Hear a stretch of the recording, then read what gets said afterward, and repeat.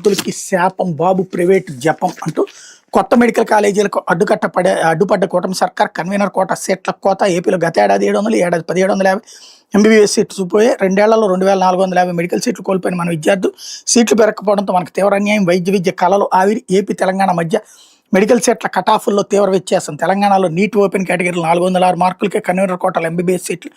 ఏపీలో 484 మార్కులు వచ్చిన ఓసీ విద్యార్థులకు దక్కని కన్వీనర్ సీటు. బీసీఏలో 341 మార్కులు వచ్చిన విద్యార్థికి తెలంగాణలో కన్వీనర్ సీటు.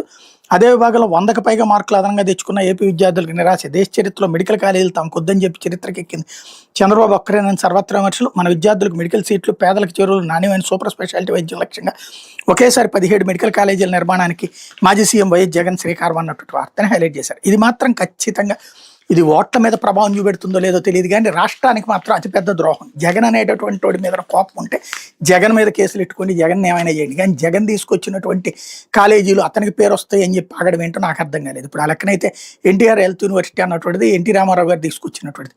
ఆ తర్వాత కంటిన్యూగా విజయవాడలో తెలుగుదేశమే గెలిచింది. ఆ తర్వాత వేరే వాళ్ళు గెలవలేదా? ఉపేంద్ర గెలవలేదు 2 సార్లు, లగడపాటి రాజగోపాల్ గెలవలేదా? అంటే అంత మాత్రాన అయిపోతుందా? బేసిక్గా ఎలక్షన్లకి దీనికి సంబంధం లేదు, కానీ గుర్తుపెట్టుకుంటాం కదా, హెల్త్ యూనివర్సిటీ అని పేరు చెప్పగానే ఎన్టీఆర్ అని గుర్తుకొస్తుంది.